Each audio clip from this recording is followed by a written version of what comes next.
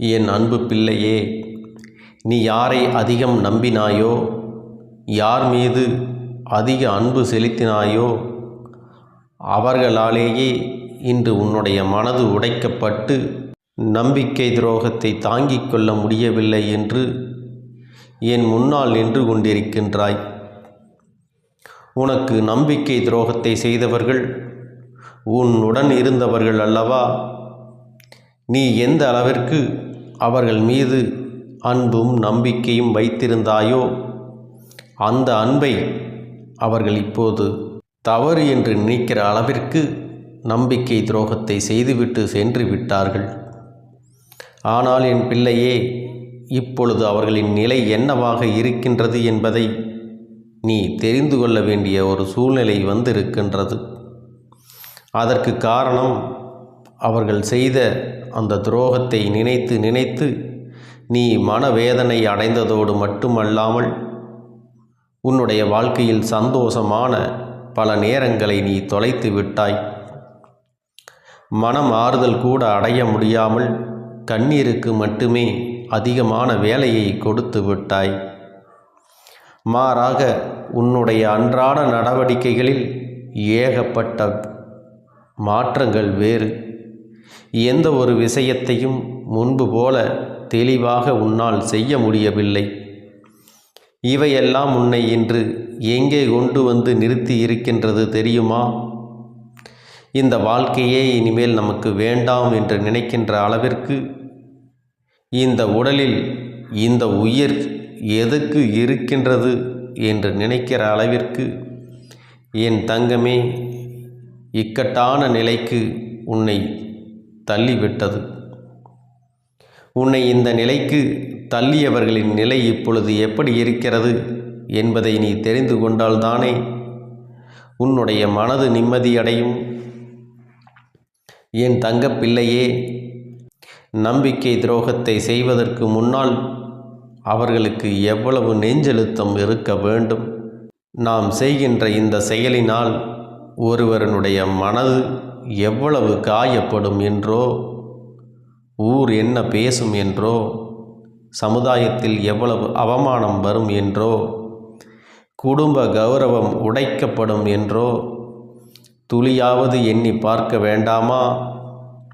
எப்படியெல்லாம் ஒருவருடைய மாற்றங்களை எதிர்பார்த்து ஒரு கேவலமான விஷயத்தை செய்கிறார் என்றால் அவர்களின் மனதில் எத்தனை கெட்ட எண்ணங்கள், எத்தனை இழிவான எண்ணங்கள் இருக்கின்றது. ஒரு முறை என் குழந்தையே, நீ சிந்தித்து பார்த்து இருந்தால் மதிப்பும் மரியாதையும் குறையாமல் இருந்திருக்குமே. மற்றவர்கள் மதிப்பதற்கு கூட தகுதியில்லாத குணங்கள் அல்லவா இந்த கேடுகெட்ட ஜென்மத்திற்கு வந்திருக்கின்றது. இதுபோன்ற குணங்களை கொண்டவர்கள் வாழ்க்கைக்குள் உண்டான அவப்பெயர் நிச்சயமாக ஒரு நாளும் மறையாது. என் அன்பு பிள்ளையே, உனக்கான ஒரு நல்ல விஷயத்தை நான் செய்திருக்கின்றேன். இவர்களுடனான தொடர்பு எதற்கு மேலும் உனக்கு தேவைப்படவில்லை.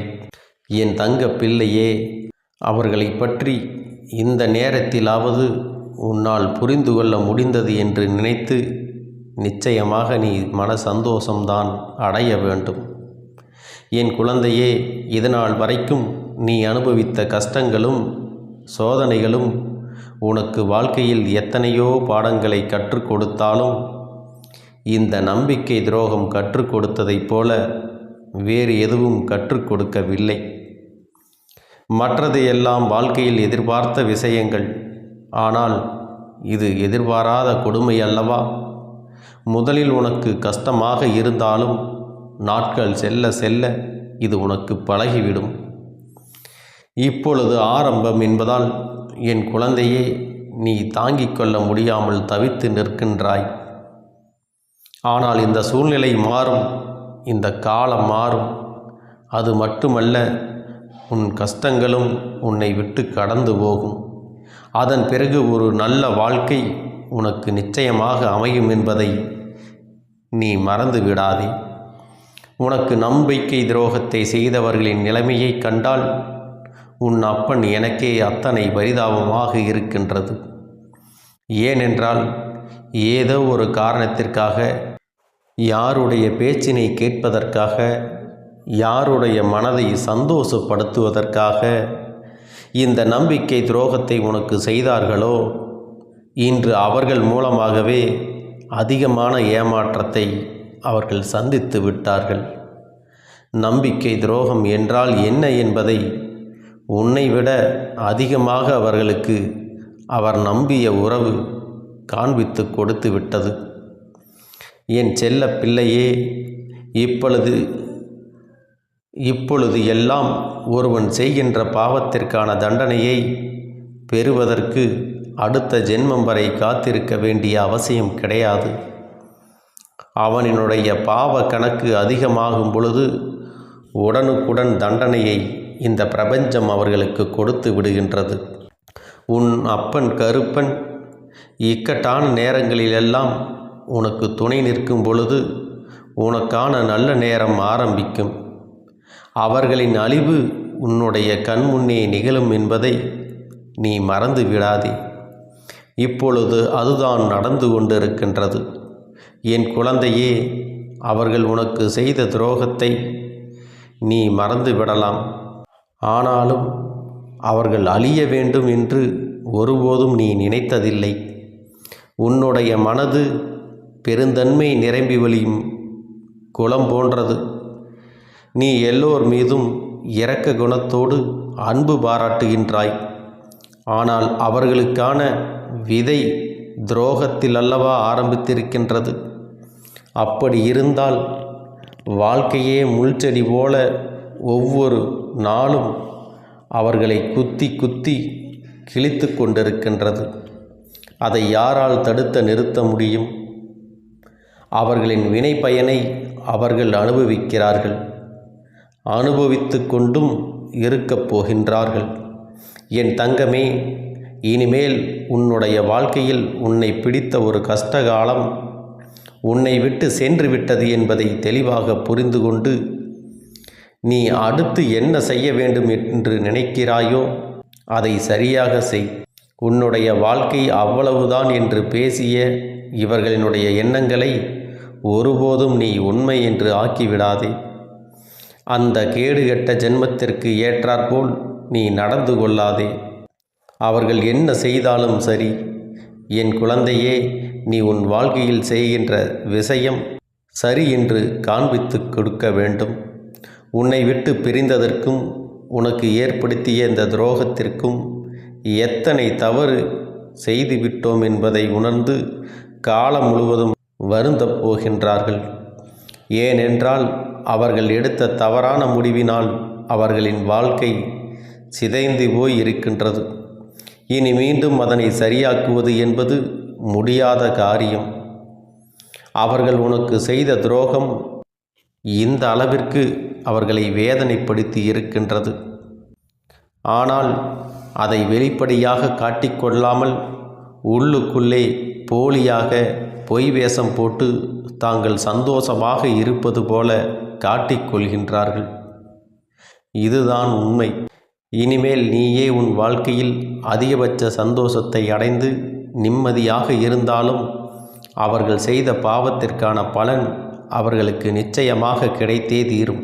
இன்று சந்தேகம் என்ற நோயின் வலியை அவர்கள் அனுபவித்து கொண்டிருக்கின்றார்கள். இன்றுதான் நீ பட்ட வலியை கொஞ்சம் உணர்ந்து நிற்கின்றார்கள். உன் இரக்க குணம்தான் தெரிந்ததே. அதனால் மீண்டும் உன்னோடு சேர்ந்து விடலாம் என்று கனவும் காண்கிறார்கள். ஆனால் இனிமேல் அவர்கள் தலைகீழாக நின்றாலும் அது நடக்கப் போவது கிடையாது. ஏனென்றால் என் குழந்தையே, நீ தெளிவான முடிவில் இருக்கின்றாயல்லவா? இனி எந்த சூழ்நிலையிலும் உன்னை ஏமாற்றிய இந்த உறவை அறவே சேர்த்து கொள்ளக்கூடாது என்பதில் எப்பொழுதும் உனக்கு உண்மையான தெளிவு இருக்க வேண்டும். இனி யாராலும் உன்னை அசைக்க முடியாது. நீ நினைத்ததை விடவும் உன் வாழ்க்கை உனக்கு அதிகமான சந்தோஷத்தை கொடுக்கப் போகின்றது. ஒருவேளை அப்படி செய்யாமல் உன்னோடு தொடர்ந்து பயணித்திருந்தால் கூட நிச்சயமாக உன் வாழ்க்கை இந்த அளவிற்கு சந்தோஷத்தை பெற்றிருக்காது. அந்த அளவிற்கு சந்தோஷம் உன் வாழ்க்கையில் உனக்காக காத்து கொண்டிருக்கிறது என்பதை நீ மறந்து விடாதே. வாழ்க்கையில் நீ இனிமேல்தான் எல்லாவற்றையும் அடையப் போகின்றாய். புதிய வாழ்க்கை இனி உன்னுடையது.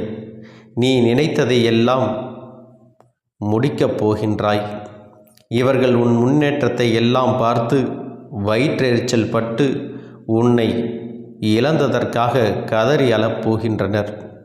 அப்படிப்பட்ட சூழ்நிலையை நான் உனக்கு உருவாக்கி தரப்போகின்றேன். நம்பிக்கையோடு என் பிள்ளையே, நீ செய்ய போகின்ற விஷயங்களை எல்லாம் நினைத்த நேரத்தில் நடத்தி முடிக்கப் போகின்றாய்.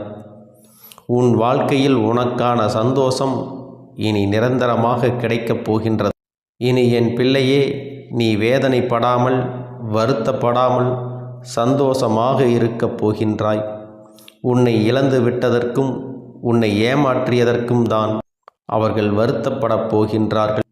தவிர நீ ஒரு நாளும் அவர்களை எண்ணி வருத்தப்படக்கூடாது. என் செல்ல குழந்தையே, இந்த கருப்பணசாமி எப்பொழுதும் உன்னோடு தான் இருக்கின்றேன். நான் உனக்காகவே இருக்கின்றேன். நீ நல்லதையே நினை. உன் வாழ்வில் எப்பொழுதும் நான் உனக்கு நல்லதை மட்டுமே செய்து கொடுக்கின்றேன். எந்த சூழ்நிலையிலும் நீ தைரியமாக இரு. யாரையும் முழுமையாக நம்பிவிடாதே. எப்பொழுதும் எந்த ஒரு காரியம் செய்தாலும் ஒரு முறைக்கு 100 முறை சிந்தித்து செய்ய பழகு. அப்பொழுதுதான் அதிலிருந்து ஏதாவது ஒரு பிரச்சனை வந்தாலும் அதற்கான தெளிவு உன்னிடத்தில் இருக்கும். என் தங்கமே, நம்பிக்கையோடு இரு. எல்லாமே உனக்கு நன்மையாக நடக்கும்படி நான் பார்த்து கொள்கிறேன். அப்பனுடைய ஆசீர்வாதங்களும் அன்பும் துணையும் எப்பொழுதும் உனக்கு முழுமையாக கிடைத்து கொண்டே இருக்கும் என்பதை நீ மறந்து விடாதே.